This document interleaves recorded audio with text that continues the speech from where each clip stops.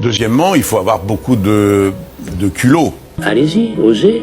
Vous savez ce que sera demain? Au moins vous l'aurez fait. Et puis les rêves font la courte échelle aux rêves. On réalise pas un rêve. On fait pas un voyage. On ne fait pas un voyage. C'est le voyage qui vous fait ou vous défait. Pourquoi remettre? C'est quoi plus tard? C'est quoi plus tard? C'est quoi? C'est ce que vous attendez? C'est le repos éternel? Toute ma vie jusque-là, je l'ai vécu en pensant qu'il y avait des règles à suivre, qu'il fallait bien s'intégrer, correspondre à certains critères, et surtout un peu comme tout le monde et ce que je voyais, suivre un parcours de vie qui était déjà prédéfini, qu'il fallait systématiquement, et ce peu importe l'âge, penser long terme. Et ça, je trouve que ça a toujours nourri en moi une certaine forme d'angoisse. Il faut avoir eu envie d'être habitué à se battre. Moi, à 14 ans, j'étais charbonnier tous les étés. Et quand arrivait la rentrée scolaire, mes copains faisaient la gueule, moi j'étais heureux, parce que c'était la fin des sacs de charbon que je manipulais pendant les 3 mois des vacances scolaires. Et on est clairement les seuls à pouvoir contrôler notre réalité comme on le souhaite. Je me suis vu perdre tellement de mois, voire des années, à ne pas tenter des choses, juste parce que j'avais peur que ce soit pas les bonnes décisions pour ma vie, ou simplement peur de me manger la réalité en face en me voyant mauvais. Je vois trop de personnes qui disent « Ouais, je suis pas bon dans ça, c'est pas fait pour moi ». T'as peut-être juste pas les couilles. Et ouais, j'ai fait un choix que beaucoup n'ont pas compris. J'ai arrêté l'école après la 3e. Quand je me suis lancé dans la coiffure, tout le monde m'a jugé. Comme si j'étais en train de ruiner ma vie. Comme si réussir, c'était vraiment continuer mes études. Tu sais, le seul chemin à prendre. Alors que non, y a pas que ça. Y a un truc que j'ai capté très vite. L'avenir, c'est pas forcément des diplômes accrochés au mur. L'avenir, c'est un vrai métier entre les mains. Et c'est ma passion qui a fait ma différence. Aujourd'hui, je suis en plein dedans, je vis mon rêve. Et si j'avais écouté les autres, je serais resté à l'école sans être passionné. Je m'épanouis là. Même mes potes à l'époque refusaient que je les coiffe pour que je m'entraîne. Mais y en a un qui m'a soutenu. 4 litres 5, c'est toi. Aujourd'hui, je me bats, je bosse et j'apprends. Et je suis un bosseur. Le matin, je me lève à 7h30. Je finis à 21h ma journée. Je fais des grosses journées sans m'arrêter. Mais je m'en fous. Quand on aime, on compte pas ses heures. Je suis sur le chemin de devenir le barbeur que j'ai toujours rêvé d'être. Alors si t'as un rêve, n'écoute personne et fonce-y. Moi, je l'ai fait. Bien sûr, c'est impossible, mais parce que les gens sont pas toi. Si toi, t'es destiné à faire ça, t'es prêt à tout mettre. Et quand je dis tout, c'est tout. Je te parle pas juste d'argent, je te parle pas de tout ça. Je te parle aussi de ton attention, je te parle aussi de ton âme, presque, ton être. Si tu le fais, tu vas le faire. Tu veux devenir libre financièrement, tu lances un business en ligne. Parce qu'un business en ligne, t'es libre entre 3 à 6 mois. Ensuite, une fois que tu fais un 3 000 euros, 5 000 euros par mois, tu prends peut-être 10% de tes revenus que tu vas investir en crypto. Surtout qu'en 2024, il va y avoir le halving. Ensuite, il y aura le marché haussier, donc le bull run. Donc là, toutes les cryptos vont exploser fin 2024, début 2025. À partir de là, une fois que tu stabilises un 5 000 ou un 10 000, que tu as une entreprise en France, tu ouvres une société, tu fais un montage, donc holding STI, c'est un peu technique, mais tu investis ensuite en immobilier. Et à partir de là, tu n'as pas fini le jeu parce que le jeu ne sera jamais fini, tu vas gagner plus, aider plus de personnes, etc. Mais à partir du moment où tu as 100 000 voire 200 000 euros à investir, là tu peux le mettre en bourse et toucher ton petit 10%. Ça, c'est le parcours que tu dois faire. Mais franchement, personne ne commence directement par la bourse. Hein. Ils vont tous te dire l'effet boule de neige, mais non.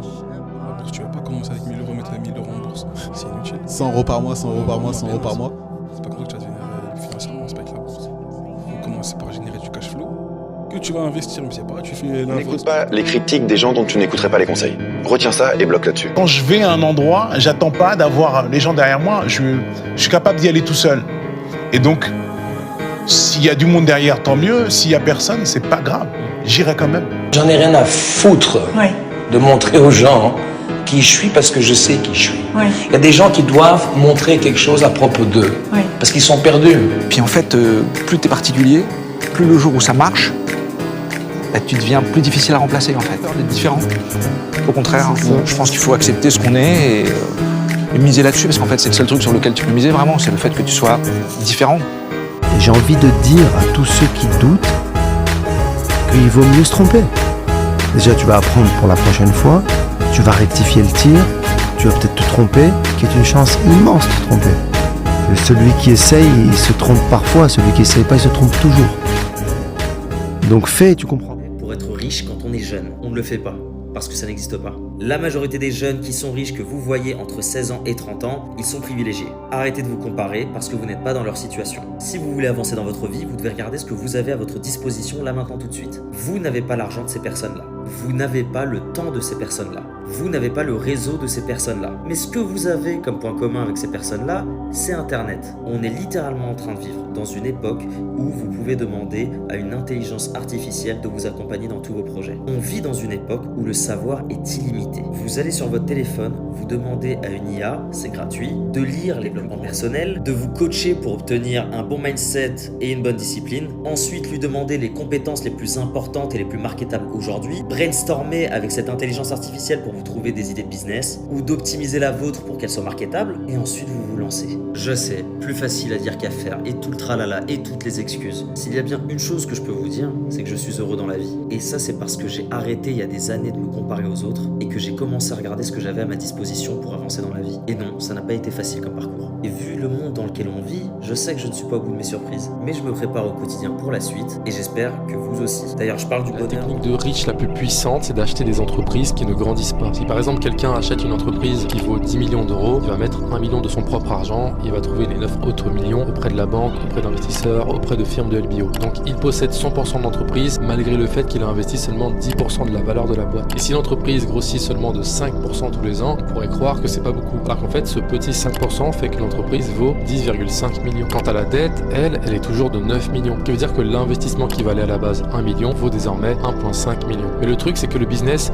n'a grandi que de 5%. Mais le retour sur investissement du repreneur est de 50%, puisqu'il a investi seulement 10% de la valeur de la boîte. Donc, en gardant ce business... Mais personne ne le fait.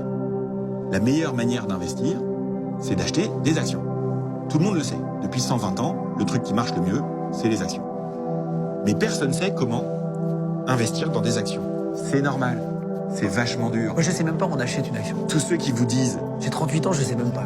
Ben, je sais pas, on me dit toujours acheter des actions, mais j'ai jamais vu un magasin d'actions. Exactement. Et nous, on a créé le magasin qui te permet d'acheter en 3 clics toutes les actions du monde entier, automatiquement, tous les mois. Oui, mais si tu connais rien... Si tu connais rien, tu te poses une seule question. Est-ce que tu penses, Guillaume, qu'il va y avoir de la croissance économique dans le monde dans les 30 prochaines années? Est-ce que tu penses que le monde va voir son économie grossir? J'ai pas une vision très positive du monde années. en ce moment, mais oui, je pense que dans la globalité, oui, évidemment. L'enjeu, c'est la globalité. Bah, si tu penses ça, qu'il va y avoir de la croissance économique dans le monde, et ça, c'est une question que tout le monde peut se poser, tu peux décider d'acheter tous les mois un petit bout de toutes les actions du monde entier. Avant, c'était pas possible. Avant, il fallait les acheter une par une. C'était vachement difficile. Avant, tu pouvais pas dire je veux acheter un petit peu tous les mois automatiquement. Mais tu peux pas mettre... parce que là, tu parles de somme folle, tu parles de... À partir de 1 euro par mois. C'est ça qu'a fait Trade Republic. C'est de rendre accessible, à tous les points de vue, l'investissement. En le simplifiant, en limitant les risques au maximum et en se concentrant sur le cœur du réacteur de ce que c'est qu'investir. Et investir, c'est à long terme, c'est un petit peu tous les mois pour pas prendre le risque de pas le mettre au bon moment. Et on met pas tous ses œufs dans le même panier. Attention, je vais te poser des questions après, faire ou pas faire, mais tu donnes un exemple dans une conférence, dans TEDx, tu disais, qui a un iPhone ici? Et là, tu as tout le monde qui lève la main, ou 70%. Qui a une action Apple? Il y a personne qui lève la main. 2. Ah oui, il y en avait 2. Il y avait 2 personnes qui avaient des actions Apple.